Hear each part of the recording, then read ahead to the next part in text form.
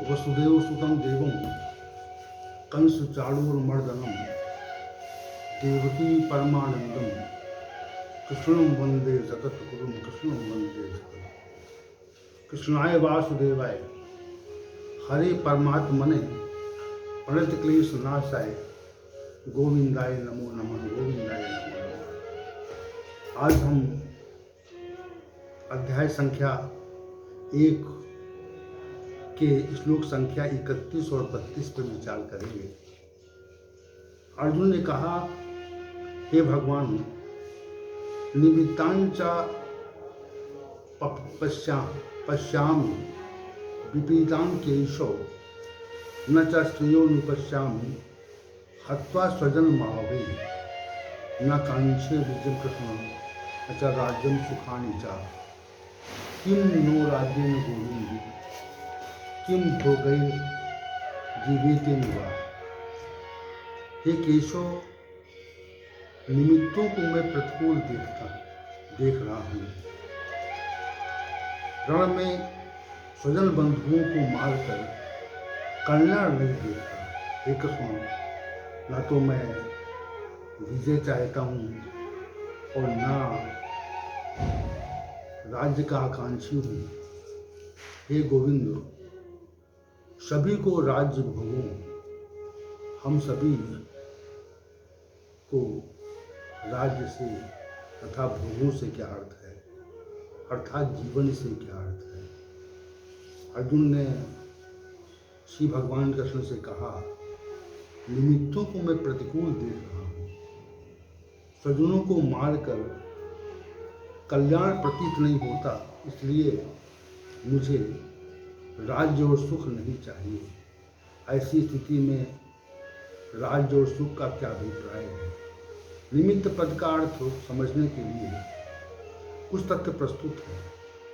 जैसे ही कहा जाता है कि मैं निमित्त वहाँ गया था, मैंने अपने निमित्त कोई कार्य नहीं किया, मैंने दूसरों के निमित्त अपना जीवन खपा दिया।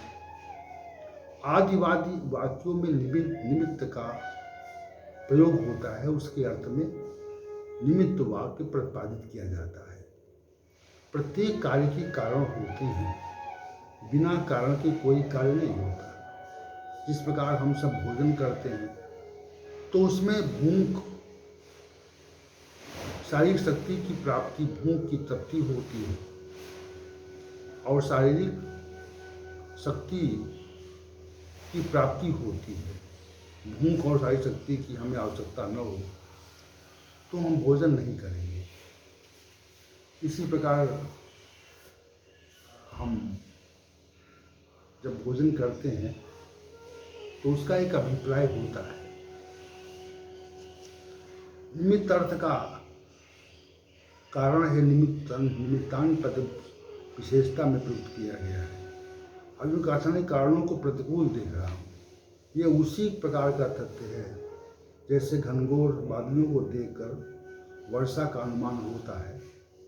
अर्जुन अपने स्वजनों को एकत्रित देखकर उन्हें युद्ध के लिए जीवन की आशा को छोड़कर खड़े देखकर प्रतिकूल परिणाम का आभास कर रहा है। अंततः बहुत से लोग मारे जाएंगे, बहुत खून खराबा होगा। इस विचार से जो कारण स्पष्ट हो रहे हैं, वे सब खून खराबे भयानक नरसंहार के कारण हैं, अर्थात हेतु प्रतिकूल हो रहे हैं।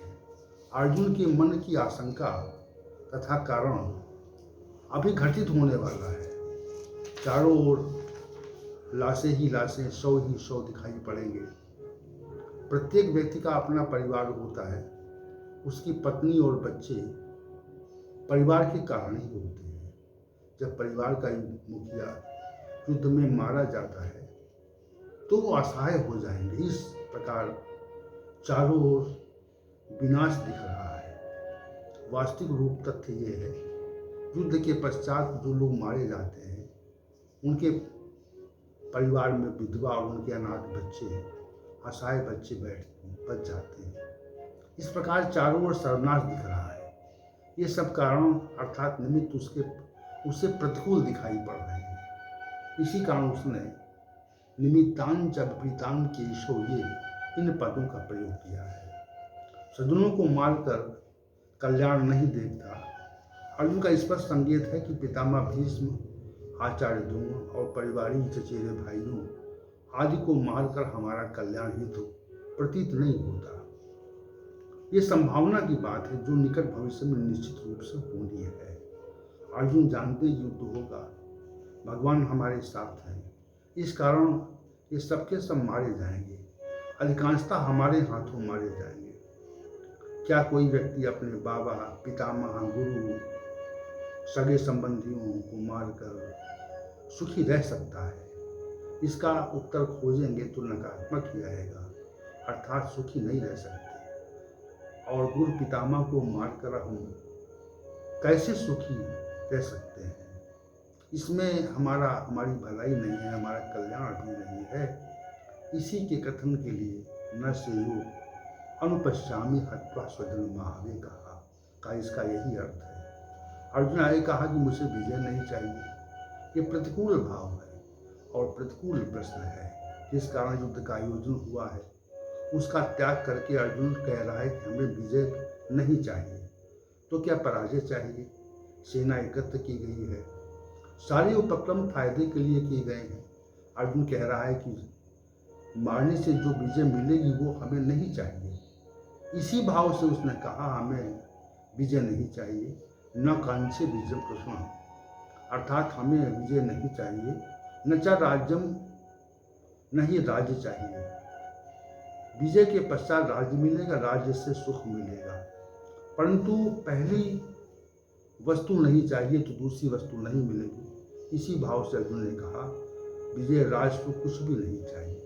प्रत्येक व्यक्ति में जब जब सांसारिक वस्तुओं के प्रति और सांसारिक सुखों के प्रति वैराग का भाव उत्पन्न हो जाता है, तो ऐसे वैराग की स्थिति में हमें इसी प्रकार के भाव आते हैं, उसे भगवान की सानिध्यता प्राप्त होती है, तब ये स्थिति मिलती है। आज की स्थिति सांसारिक पदार्थों से वैराग्य होने तथा उन्हें छोड़ने और उनकी क्षणिकता का उनके विनाशी होने के कारण हुई है। इसमें स्वजनों को न मारने का भाव है, अर्थात अर्जुन स्वजनों को मारना नहीं चाहता। इसी क्रम में वो ये कह रहा है कि न वीर्य चाहिए, न राज्य चाहिए, न सुख चाहिए, ऐसा भाव स्पष्ट होता है। इसी राज्य में प्रजा रहती है तो प्रजा अपना दायित्व पूरा करती है। राज्य की व्यवस्था में जो लोग पृथक पृथक पदों पर आसीन होते हैं, बैठे होते हैं, वो अपना दायित्व निभाते हैं। प्रत्येक इकाई का अपना उत्तरदायित्व होता है, और जो अपने उत्तरदायित्व से हटता है तो राज्य की व्यवस्था में अव्यवस्था उत्पन्न हो जाती है। युद्ध में राज्य की प्रजा समेत अनेक लोग मारे जाते हैं। विजय मिलती है तो विजय सुख को प्रत्येक व्यक्ति भोगता है। जब महाभारत युद्ध जैसे भीषण कार्य में जनहानि हो जाती है, तब प्रजा और सैनिक मारे जाएंगे, पूज्य गुरुजन सुजन मारे जाएंगे। तो इस प्रकार की राज्य को लेकर हम क्या करेंगे? और इसलिए उन्होंने ये शब्द कहे। राज्य तो उनके निमित्त होता है, पहले राज्य के पूजनों और गुरुजनों का आदर होता है और उनसे उनके आशीर्वाद से राज्य में समृद्धि आती है। जहाँ पर पूज गुरुजनों को विनाश होगा, वहाँ स्वजनों की मृत्यु हो जाएगी, तो राज्य का क्या प्रयोजन है? सत्य को स्पष्ट करने के लिए अर्जुन ने अग्रिम श्लोक कहा है। तो आज के सत्र को यही समाप्त करते हैं और कल के सत्र में हम श्लोक संख्या 33, 34 और 35 पर विचार करेंगे। ओम शानावतु शानौ गुणतु शावीर्यंकर भावै ऋषिनावधीतमस्तु महाविदिशावहै। ओम शांति शांति शांति।